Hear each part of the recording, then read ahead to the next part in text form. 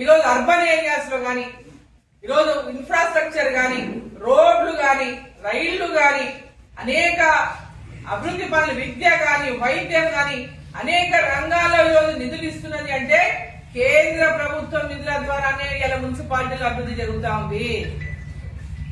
ప్రత్యేకంగా మన మహబూబ్ నగర్ మున్సిపాలిటీని తీసుకున్నా కూడా ఈరోజు మనకి ఇది కార్పొరేషన్ అయింది. మహబూబ్ నగర్ మున్సిపాలిటీని తీసుకున్నా కూడా ఇక్కడ పెద్ద ఎత్తున నేషనల్ హైవేల నిర్మాణం జరుగుతుంది. మహబూబ్ నగర్ చుట్టుముట్టు కూడా నేషనల్ హైవేల నిర్మాణం జరుగుతుంది. బైపాస్ నిర్మాణం జరుగుతుంది. మహబూబ్ నగర్ కి కొత్త బైపాస్ మళ్ళా ఒకటి మనం శాంక్షన్ చేయించినాం. నేను మళ్ళా ఈ గ్రామాలు అంటే టౌన్ లోంచి ఎలాంటి ట్రాఫిక్ లేకుండా రౌండ్ గా ఉండాలని చెప్పి ఇక్కడి నుంచి కూడా బైపాస్ ఉండాలని, ఇరువైపులా ఉండాలని మళ్ళీ ఒక బైపాస్ లో శాంక్షన్ చేయించిన. టౌన్ లో ఉన్నటువంటి ఎక్కడెక్కడైతే ట్రైన్ మనకు రైల్వే గేట్లు పడుతున్నాయో అక్కడ పెద్ద ఎత్తున ట్రాఫిక్ నిలిచిపోతున్నది.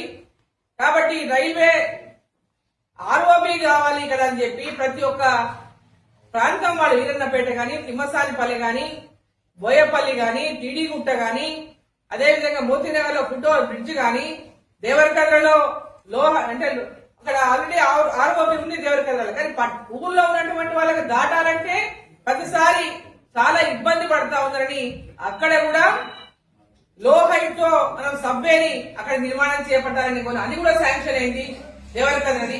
సో ఇవాళ ఇన్ని పెద్ద ఎత్తున అభివృద్ధి కార్యక్రమాలు కేంద్ర ప్రభుత్వం ద్వారా నిధుల ద్వారా విద్య పట్ల యూనివర్సిటీలో లా కాలేజ్ కానీ, యూనివర్సిటీలో ఇంజనీరింగ్ కాలేజ్ కానీ భవనాలకు నిర్మాణం 120 కోట్ల రూపాయలు కేంద్ర ప్రభుత్వం నుంచి తీసుకురావడం జరిగింది. ఈరోజు నవోదయ స్కూల్ తీసుకొచ్చినాం మన జిల్లాకి. అదేవిధంగా అనేక అభివృద్ధి కార్యక్రమాలను ఇలా మనం పర్సువేషన్ చేస్తా ఉన్నాం.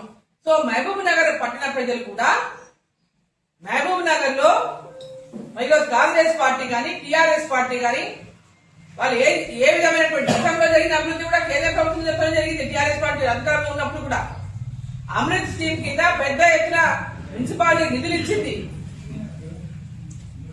మున్సిపాలిటీలో దాదాపు 100 కోట్ల నిధులను కేంద్ర ప్రభుత్వం ఖర్చు పెట్టినారు గతంలో ఉన్నటువంటి టీఆర్ఎస్ ప్రభుత్వంలో హయాంలో కూడా.